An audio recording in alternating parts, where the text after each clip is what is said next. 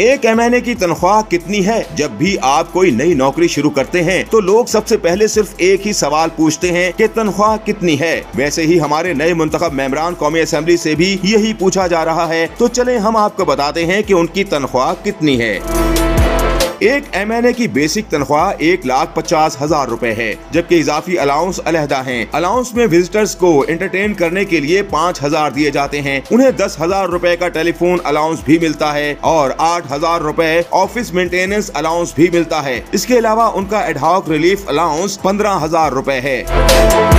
इसके अलावा योमिया खसूसी अलाउंस 4,800 रुपए, जबकि योमिया आम अलाउंस 2,800 रुपए दिया जाता है। और तो और योमिया कन्वेंस अलाउंस 2,000 रुपए और योमिया हाउसिंग अलाउंस भी 2,000 रुपए दिया जाता है। ये अलाउंस सेशन से पहले के 3 दिन और उसके बाद के 3 दिन के लिए तकसीम किए जाते हैं।